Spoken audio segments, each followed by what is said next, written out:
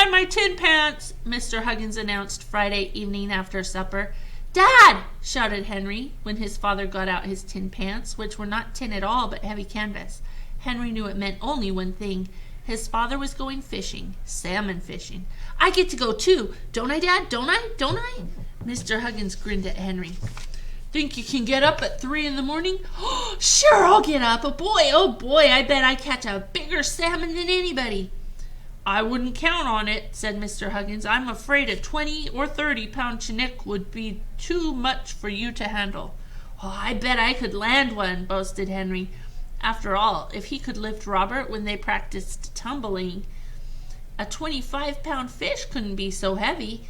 He could see himself having his picture taken with his salmon in one hand and his rod in the other. Well, maybe he couldn't hold up such a big fish with one hand, but he could prop it up some way. "Henry," said Mrs. Huggins, looking thoughtfully at her son, "you mustn't be too disappointed if you don't catch anything." "I won't, Mom, but I just know I'll catch a salmon." Henry patted his dog, who was dozing in front of the fireplace. "Did you hear that, Ribsy? We're going fishing." "Ho, hey! Who said anything about Ribsy?" asked Mr. Huggins. "Aw, Dad, he wouldn't be any trouble," protested Henry. "Would you, fella?" Ribsy opened one eye and looked at Henry. "If Henry is old enough to go fishing, so is Ribsy," said Mrs. Huggins. Then she smiled and said, "Tomorrow is my vacation. I'll pack your lunches tonight, and you can get your own breakfast. I'm going to sleep late, and I don't want to have to get up to let Ribsy in and out." "All right, Ribsy goes fishing," agreed Mr. Huggins. "Where are we going?" Henry wanted to know. "I thought we'd try our luck at the mouth of the Umtucka River," answered Henry's father. "That's where Scooter went last week," remarked Henry. "Henry, you'd better run along to bed if you're going to get up at 3 in the morning," said Mrs. Huggins, "and be sure you wear warm clothes tomorrow. It will be cold over on the coast." For once Henry did not object to going to bed early. Even so, it seemed as if it were still the middle of the night when his father woke him. They could see the stars shining as they ate a hurried breakfast, standing at the draining board.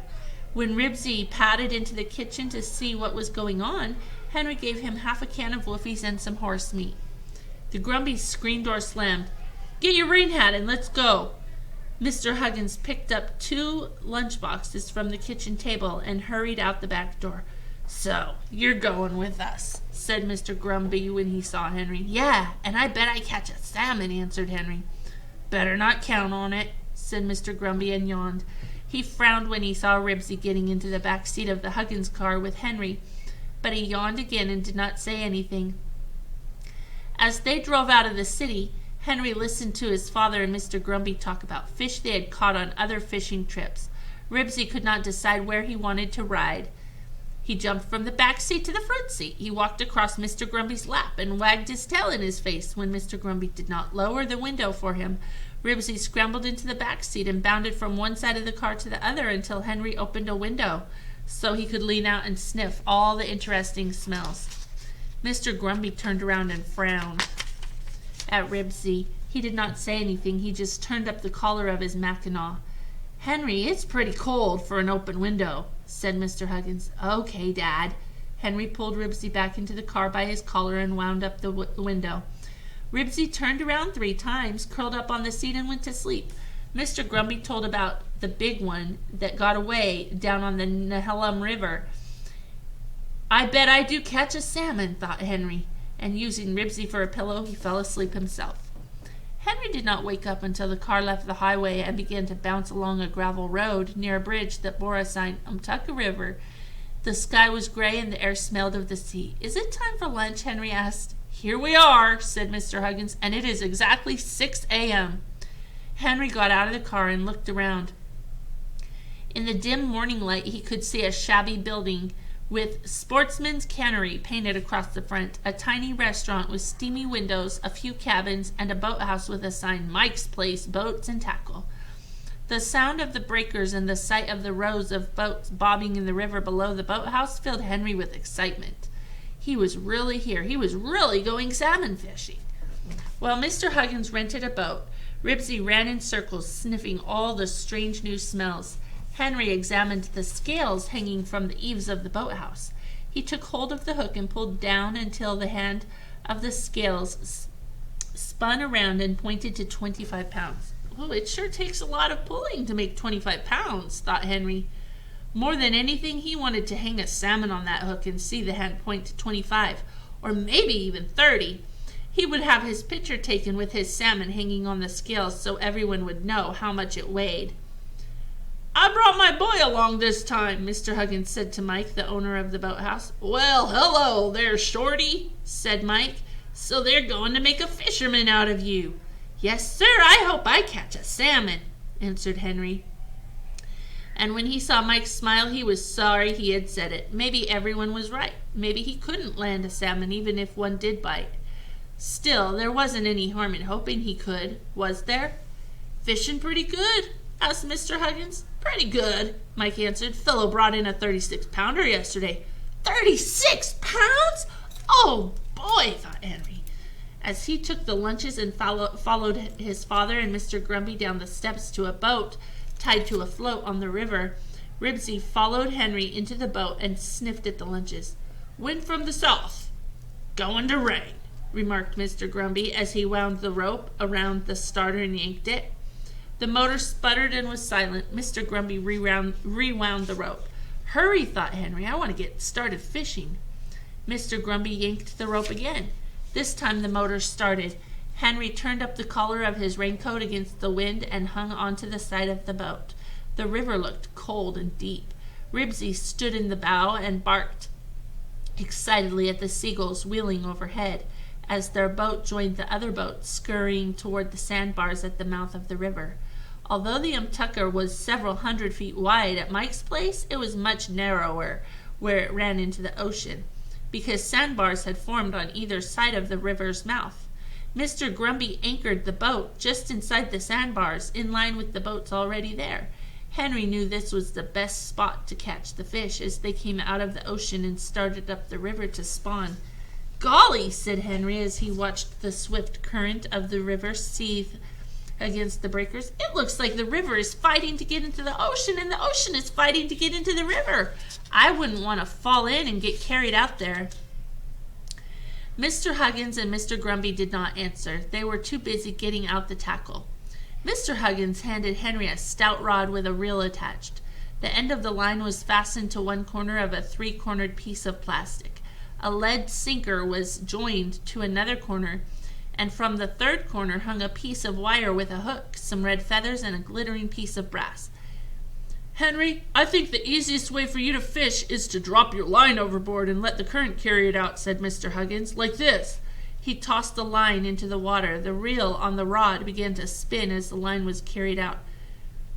"But you didn't bait the hook," said Henry. "Salmon that are trying to get up the river to spawn aren't hungry," explained Mr. Huggins. "They bite because the brass spinners make them angry." "Oh," said Henry. He hoped he could make a salmon good and angry. Then he said, "Ribsy, you get away from those lunches." Henry and the two men settled down to fish in silence. Henry dropped his line overboard, let it be carried out, and slowly reeled it in. His father and Mr. Grumbie, skillful fishermen, threw their lines out. Henry dropped his line again and again. The wind grew colder and his nose began to run. Toss out the line, reel it in, wipe his nose. Toss out the line, reel it in, wipe his nose. Finally he said, "Dad, is it lunchtime yet?" Mr. Huggins looked at his watch. "It is exactly 8:36. Toss out the line, reel it in, wipe his nose." Henry tried not to think about how hungry he was. Ribsy sniffed at the lunches and looked hopefully at Henry. A shout went up from another boat, and Henry looked in time to see a man lean out of his boat and hook a great silvery fish through the gills with his gaff and pull it into his boat. "Must be a 20-pounder, remarked Mr. Grumbie as the line sank from his reel. Henry was filled with excitement at the sight of the great fish. "Come on, salmon, bite," he thought, and tossed out his line. Large raindrops began to splash the boat. Then the rain came pelting down. Rivulets of water ran off Henry's rain hat. Ribsy shivered and whimpered. Toss out the line, reel it in, and wipe his nose. Henry began to wonder if salmon fishing was so much fun after all. If only he was not so hungry. Finally, when the rain stopped, Mr. Huggins said, "What do you say we knock off for a few minutes and have a sandwich?"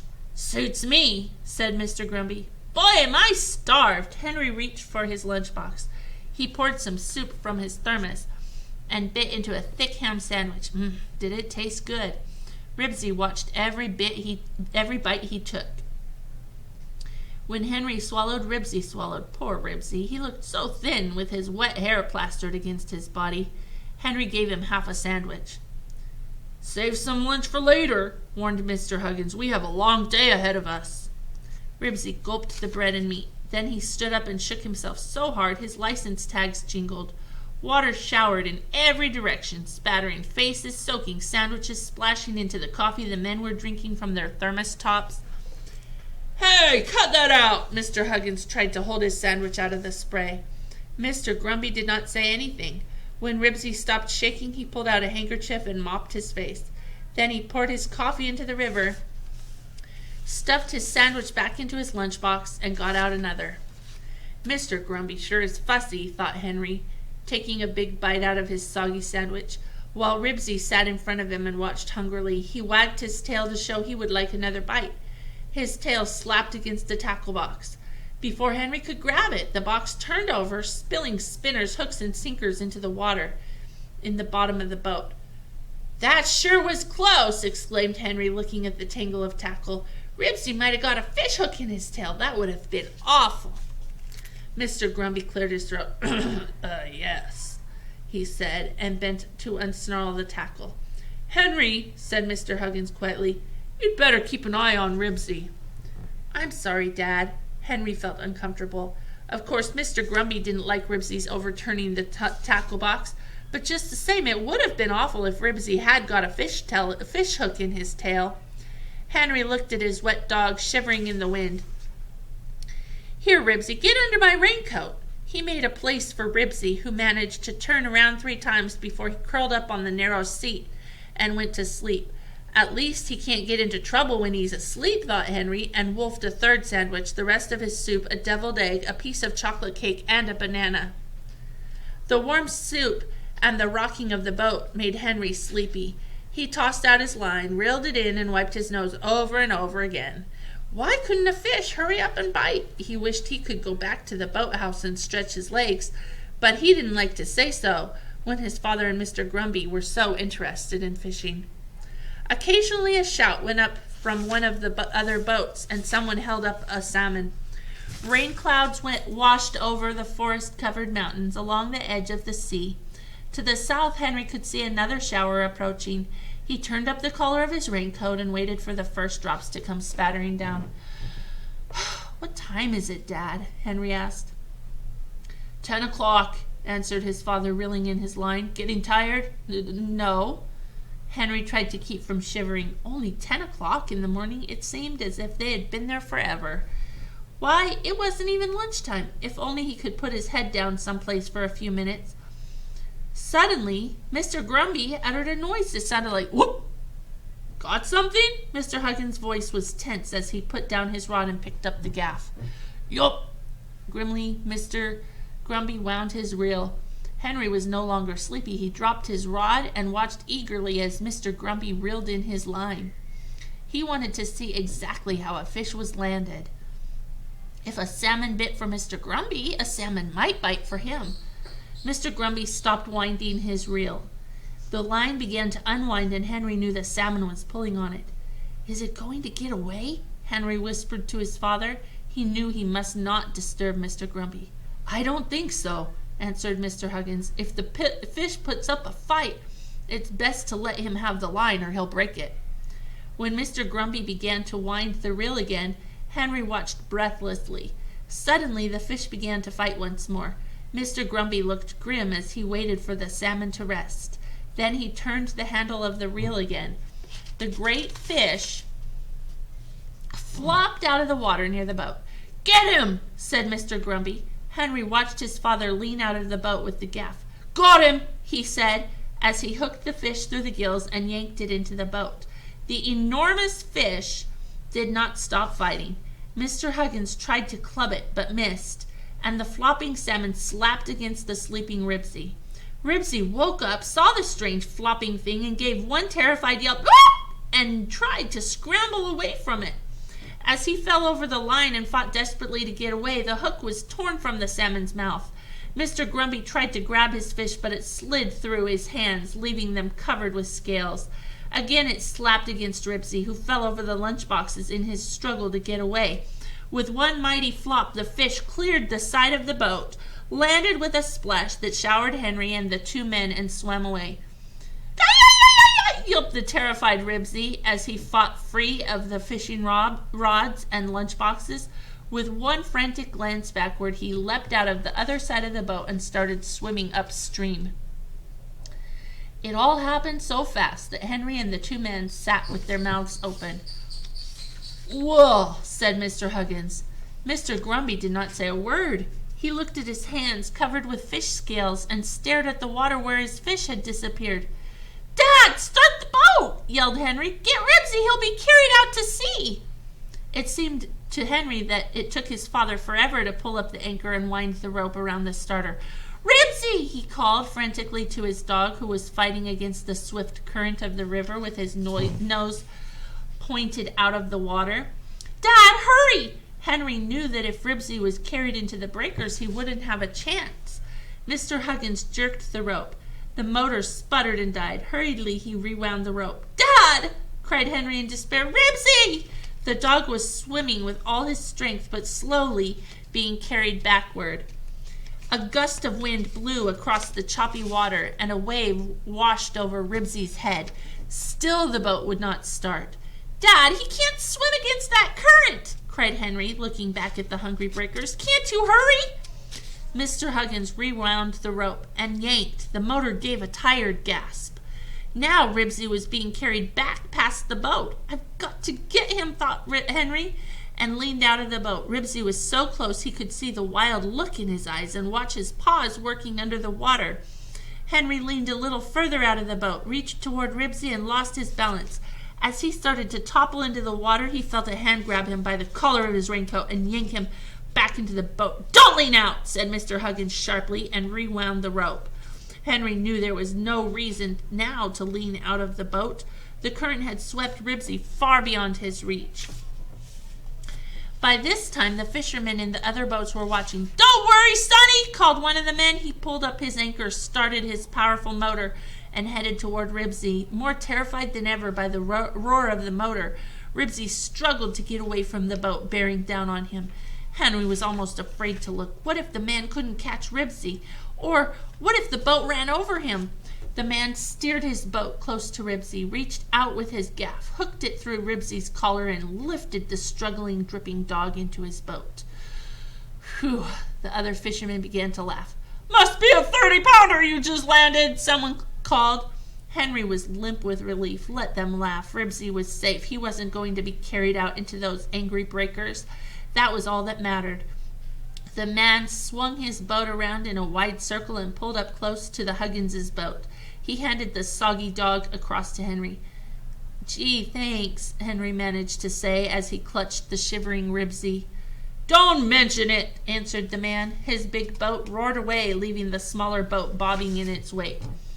"Gee," Henry hugged his dog. Ribsy licked his face with his long pink tongue. "Gee, that sure was close." "It sure was," agreed Mr. Huggins. An uncomfortable silence fell on all three.